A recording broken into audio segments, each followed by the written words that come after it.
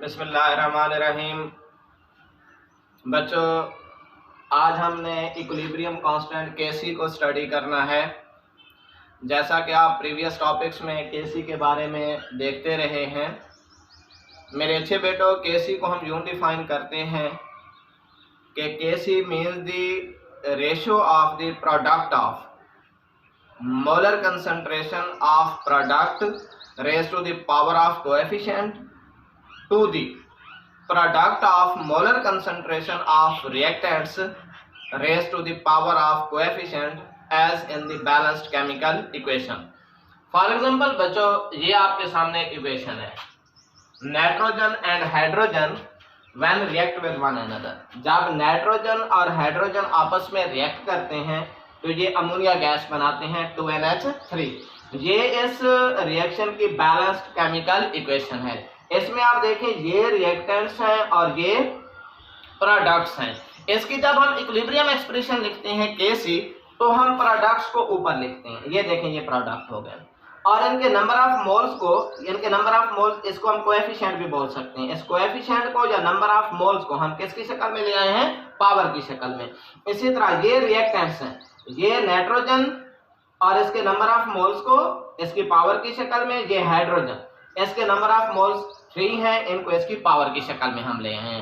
यानी मेरे बेटों, इसलिए इक्विलिब्रियम कांस्टेंट केसी को हम यूं डिफाइन करते हैं कि equilibrium constant KC is the ratio of product of molar concentration of products raise to the power of coefficient to the product of molar concentration of reactants raised to the power of coefficient as in the balanced chemical equation।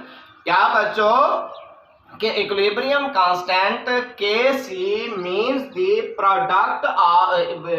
the ratio of product of molar concentration of products raised to the power of their number of moles over the product of molar concentration of reactants. ये reactants हैं, देखिए नीचे हमने reactants लिखे हैं। To the product of molar concentration of reactants raise to the power of their number of moles या raise to the power of their coefficient as in the balanced chemical equation. अब बच्चों, आप इस balanced chemical equation या केसी expression में देख रहे हैं कि हमने प्रोडक्ट्स को किसके तौर पर लिखा है? नॉमिनेटर के तौर पर, और रिएक्टेंट्स को डिनोमिनेटर के तौर पर लिखा है। यानी हमने प्रोडक्ट्स को ऊपर लिखना है और रिएक्टेंट्स को हमने नीचे लिखना है। अब मेरे अच्छे बेटों, अगर हमें बैलेंस केमिकल इक्वेशन में रिएक्टेंट्स और प्रोडक्ट्स की मोलर कंसंट्रेशन के बारे में अगर पता चल जाए तो हम क्या करेंगे? उन मोलर कंसंट्रेशन की इधर कीमतें पुट कर देंगे। अगर हम इधर कीमतें पुट कर देंगे तो हमारे पास केसी की वैल्यू आ जाएगी। मिसाल के तौर पर इधर वो कहते हैं 2 है, इसकी कीमत 3 है, इसकी 5 है, तो हम क्या करेंगे? इधर कीमतें पुट कर देंगे और हमारे पास केसी की क्या आ जाएगी? वैल्यू आ जाएगी। अब केसी का यूनिट क्या होता है बेटे? केसी डिफरेंट यूनिट्स रखता है। कभी इसका यूनिट नहीं होता है, कभी कुछ हो सकता है। मिसाल के तौर पे अब मैं एग्जांपल से आपको एक बात समझाने की कोशिश करता हूं कि इसके यूनिट्स आप कैसे डिराइव करते हैं। ये हमारे पास एक एग्जांपल है कि when hydrogen and iodine react with one another then they form hydrogen iodide. इसके लिए इक्विलिब्रियम एक्सप्रेशन केसी की वैल्यू कैसे, हम केसी की एक्सप्रेशन कैसे लिखेंगे कि ऊपर देखिए हमने प्रोडक्ट्स लिख लिए और उनके नंबर ऑफ मोल्स को हम उनकी पावर की शक्ल में लिख रहे हैं। नीचे हमने रिएक्टेंट्स लिख दिए, ये नीचे देखिए हमने रिएक्टेंट्स लिख दिए। अब इनकी कीमतें कुछ भी हों, लेकिन जो इनकी यूनिट्स हैं वो मोल पर डेसीमीटर क्यूब होंगे। वो क्या होंगे?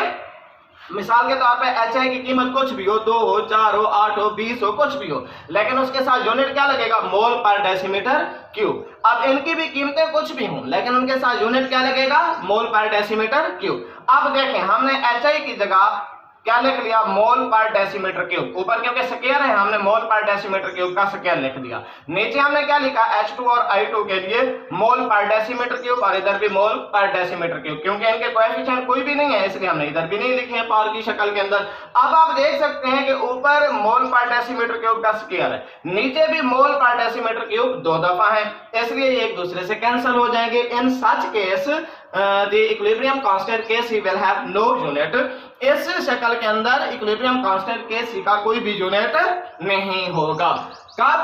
when the number of moles on the both sides of the equations are equal, जब इक्वेशन के दोनों साइड्स के ऊपर नंबर ऑफ मोल्स बराबर हों तो उस वक्त Kc का कोई यूनिट नहीं होता है। जैसा कि आप देख रहे हैं इधर नंबर ऑफ मोल्स दो हैं, एक मोल ये है और दूसरा मोल ये है, ये दो मोल्स हैं। इधर भी देखें HI के दो मोल्स हैं, इसलिए जब इक्वेशन के दोनों साइड्स के ऊपर नंबर ऑफ मोल्स इक्वल हों, बराबर हों, उस वक्त Kc will have no unit, उस वक्त Kc का कोई यूनिट नहीं होगा। लेकिन अगर नंबर ऑफ मोल्स बराबर नहीं है, अगर नंबर ऑफ मोल्स बराबर नहीं है तो फिर Kc का यूनिट आ सकता है। मिसाल के तौर पर मैं अब आपके सामने एक और एग्जांपल से, ये आपके सामने एग्जांपल खड़ी है NH3 स्क्वायर N2 H2 और इसका क्यूब। अब हम इसके लिए Kc का यूनिट निकालना अगर चाहते हैं तो अब आपको पता है कि इनकी वैल्यू कुछ भी हो, यूनिट मोल पर डेसीमीटर क्यूब आएगा। अब इसके लिए क्या लिखेंगे? मोल पर डेसीमीटर क्यूब। मोल पर डेसीमीटर क्यूब का क्या हो जाएगा? अब देखें इधर पावर 2 है, इधर हम इसलिए स्क्वायर की शक्ल में इसको लिख लेंगे और नीचे क्या आ जाएगा इसका? देखें N2 का मोल पर डेसीमीटर क्यूब और H2 के लिए, हाइड्रोजन के लिए देखें मोल पर डेसीमीटर क्यूब का क्यूब है, मोल पर डेसीमीटर क्यूब का पावर 3 आ जाएगी। अब आप देख सकते हैं कि इस इक्वेशन में इधर ऊपर मोल पर डेसीमीटर क्यूब 2 है, नीचे मोल पर डेसीमीटर क्यूब 4 है। एक मोल पर डेसीमीटर क्यूब ये है और 3 मोल पर डेसीमीटर क्यूब ये है। ऊपर 2 है, नीचे कितने हैं? 4 है। ऊपर वाले 2 और नीचे वाले 2 कैंसिल हो जाएंगे, फिर भी नीचे कितने बच जाएंगे? मोल पर डेसीमीटर क्यूब, यानी मोल की 2 बच जाएगी और डेसीमीटर क्यूब की क्या बच जाएगी? डेसीमीटर क्यूब की भी 2 बच जाएगी, क्योंकि ऊपर मोल पर डेसीमीटर क्यूब 2 है, नीचे मोल पर डेसीमीटर क्यूब 4 है। 3 ये है और चौथा ये है। ऊपर वाले 2 नीचे वाले 2 कैंसिल हो जाएंगे, फिर भी नीचे 2 मोल और 2 डेसीमीटर क्यूब बाकी बच जाएंगे।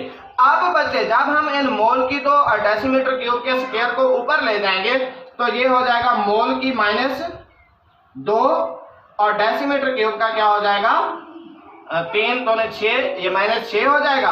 अब -6 की बजाय अब ये जब ऊपर जाएगा तो सिर्फ 6 हो जाएगा, यानी 6 हो जाएगा।